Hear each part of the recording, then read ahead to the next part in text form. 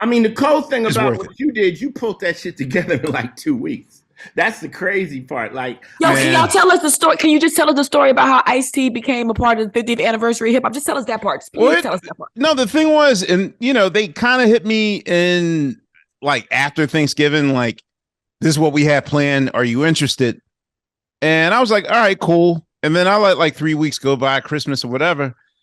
And I guess after Christmas, I hit them up like, okay, so what's the plan? And they were looking at me like, yeah, what's the plan? And I'm like, wait, I have to put this together? Like, I'm just thinking like, let me show up and drum and y'all tell me who I'm backing. And they were like, we were kind of hoping you put it together. So, I gave my wish list and then they looked at me back like, okay, do you know these people? And I was like, wait, I got to call them too? So that's worse than Questlove Supreme. See, that ain't right. Go ahead. No, I mean, so pretty, like, with the exception of maybe one of the acts that abandoned us, and Glorilla, maybe, yeah, like I pretty much just called everyone from my telephone. So you call Ice-T? Yeah, I pretty much I scrolled down my entire phone book, and I'll say that 95% of everyone that you saw was me hitting them up like, yo, you mind doing this? I mean, the only two people that couldn't do it was Cube, and Cube was shooting something, and Snoop was coaching. What's the all-star version of football? The Pro Bowl. Yeah. Snoop was coaching one of the teams for the Pro Bowl. So Ice-T was alone. Wasn't he? You were the lone like representation. No, me and Too Short. Me and Too Short. You were Too Short. Excuse me. So North and South. Yeah, and my thing was, I decided it was wiser because people often ask, like, why don't you ask Big Daddy Kane? Why don't you ask Karis One? The thing was, we thought it was, first of all, we only had 12 minutes, and 12 minutes goes by like that when it's this level of ensemble.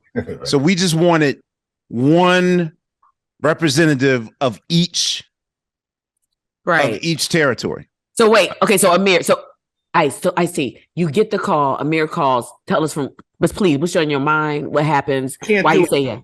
I can't do it. Why not? Why you can't do it? Because I'm in Law and Order and they shoot Mondays. And Super Bowl and Grammys are always on Sundays, so I can never go. I got a call time sometimes, 7 a.m. on Monday. So he calls and I'm kind of like, I don't know. It's the Grammys. I didn't really know the magnitude of it, and then he said, Ice, you don't want to miss this. This is going to be legendary. This is going to be epic.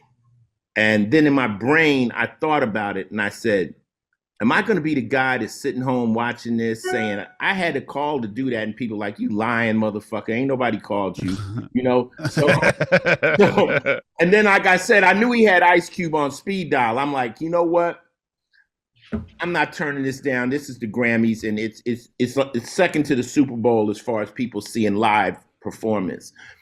And I said, I called Law and Order, and I told them, and I said, I need to be off on Monday. They said, you got this whole week off because you're getting a star next week, and we have this episode is off for you. So it just was a natural.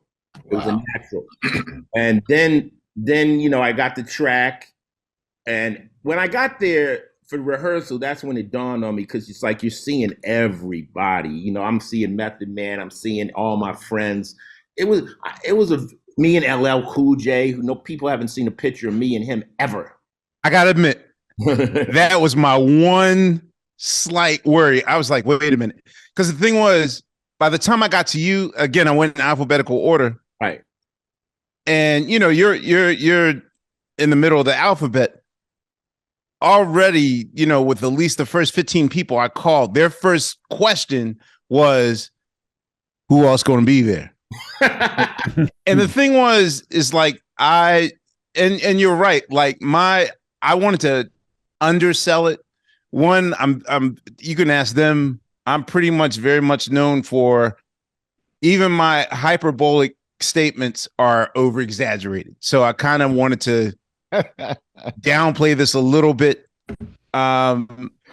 because I don't know, like, I think for a lot of the younger generation, when I'll call Tyler, the creator, up, and his first reaction is like, ah, man, this sounds corny. You know what I mean? Like, so in my experience, and depending on what generation I'm talking to, right, I figure if I just undersell it, it'll be safe.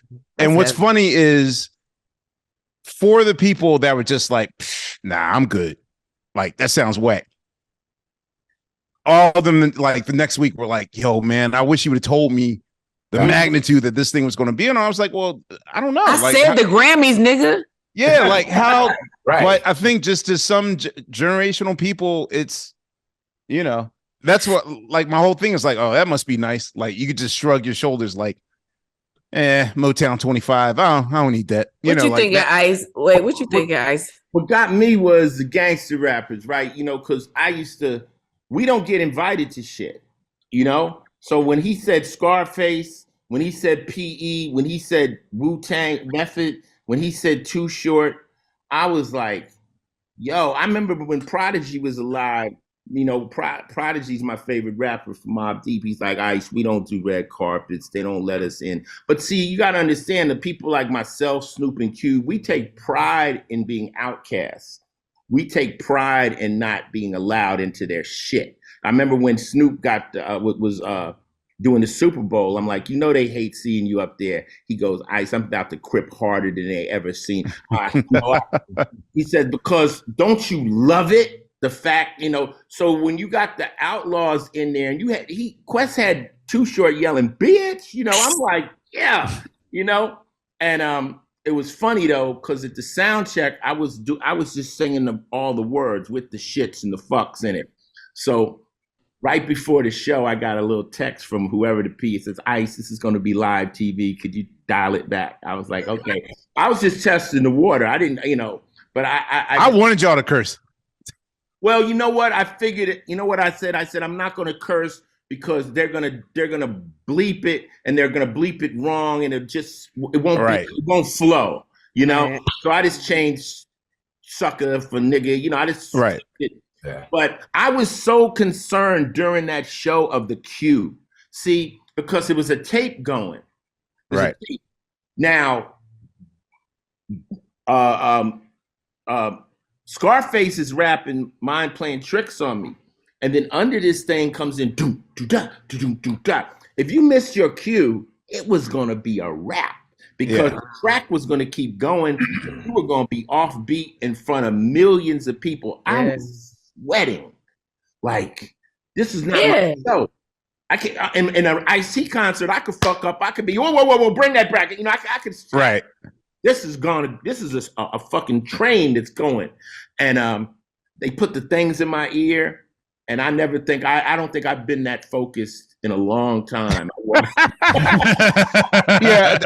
So I had to have a live slate, just because the thing was that the graphics that we were performing, like, that had to be on automatic time. So initially, I wasn't going to do live graphics. I was just going to do it like a normal thing. Like, okay, we're banned. We'll just, do it like normal. But they were like, no, you got to do it to a slate. So that way, when the lights and all that stuff change, it'll be automatically and whatnot. So how did you know who was going to pull out at the last minute? Yo. So how did that work with the track?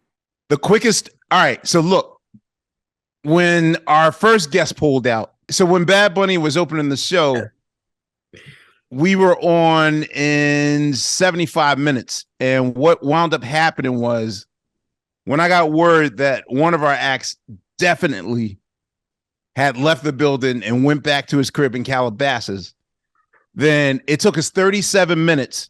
Because the thing is, the show's happening live. Right. So it's not like the light guy can look at me and say, okay, so what are we going to do? Like, he still has to do the show. So basically, we're using musical performances and commercials to go to 9 different people. You got to tell the person that's doing explosions, the person that's doing the lights, the person that's doing the choreography. You now got to explain to the 20 dancers who were there for that 138-second segment that we don't need your services anymore. So it took about 37 minutes for our first dropout to happen. Now, when the second dropout happened, it was 12 minutes left before showtime. And the second dropout was our top person, our headliner, who wanted more explosions, more dancers, more smoke, more like each request was like, it was almost like a, it was like negotiating arms or whatever. Like, and when they left, I'll put it this way, at the 12-minute mark, when our headliner had totally dropped out, I thought it was a wrap. I thought, man, great. You always wanted to trend on Twitter, and now you destroyed hip hop, and you broke it. So I had no clue that Uzi Vert got my message to just bum rush the stage when he heard his song. Uzi Vert to the rescue. I literally didn't know. Really? Like I sent a text, yo, you're gonna hear your instrumental, bum rush the stage when you hear that shit. And my phone went dead. So I thought, oh, he didn't get that message. So I'm fucked. And it wasn't until I got off stage, because even when all of y'all were on stage at the end, it took the Roots to explain to me in the dressing room that little Uzi Vert came out. I didn't know that until I was changing my clothes backstage. So that's why. Okay. That's why I can't take credit like, oh, it was a victory. Because even off stage, I was like, I explained it this way. You remember how when Prince stormed off stage on Purple Rain because he thought nobody was feeling him? Yeah. Right. That was me. I was like, oh, man, I destroyed shit. Fuck. And everyone's like, well, what are you talking about? We're trending on Twitter right now. And I was like, hey, look, it's even more important that you were able to pull it off with all that. That's like you had people booby trapping you, bailing out at the last minute of a live show, man. And you know what I love though? I don't think anybody missed them. No, we did not. Yeah. We did not. It still came off. It came off. Yeah. And let me ask y'all this, because I talked to Jazzy Jeff after this, and he said, it was a moment where we all knew that we were there, we've never been invited, and we won't be invited back. Yeah, but there won't be a 51st. Exactly. And he said, but we were there for hip hop. Like, did you feel that too, IC? Like, at some point, did you feel like it was a greater? I mean, I've been going to the Grammys. I won a Grammy for rap back in the day with Quincy Jones. Back on the block. Back on the block. Me, Mel, Kumo D, and Kane. And we kind of felt Quincy snuck us in the back door of the Grammys. You know what I'm saying? It's like they don't give out a rap award, but it's really Quincy Jones. So we like, okay, I got it. I broke it in a video when I was on my Ice-T bullshit. And then I said I missed it, and I got another one replace it. So I do have one. But in one of my videos, I'm like, fuck the Grammys. Oh, they replaced them? Because they were telling me, nope. Yeah, my joint's crazy glued. There's a charge. You can get one. What? Yeah, it costs money. It's like a gold record. If they know that you got it, you can get it replaced. Okay. But I also went to China and got some made to give out. Like with Body Count 1, they only give out for the number of people in the group. But there's so many people involved. I got some replicas made to give to my boys and my crew. So I got that. Then a couple years ago, I was nominated. Body Count. That was weird because they have another Grammy ceremony that comes on before the Grammy. The pre, yeah. Okay. So we performed in that. I got nominated for Black Hoodie, and we performed. And after that, they take us backstage, and they got the cameras on us. I'm like, we won this motherfucker. We won this motherfucker. We're standing there, and then they go, Mastodon, and they won. And the dude took the camera and wrapped that shit up and dipped and left us. and then when we got to our dressing room, it was locked. It was like they left us for dead. I was like, damn. So then the next year when we won for best metal performance, I was sitting right here because we did it over the internet. And right. So I might be I probably will be the only person ever to get a rap and a metal Grammy and be invited back. That's what's up. 3 categories. But this is awards. I'm gonna explain to you awards. This is awards. Like, this is how motherfuckers are about awards. Fuck the award. Fuck the Grammy, man. Fuck, I'm nominated. Right. Oh, shit.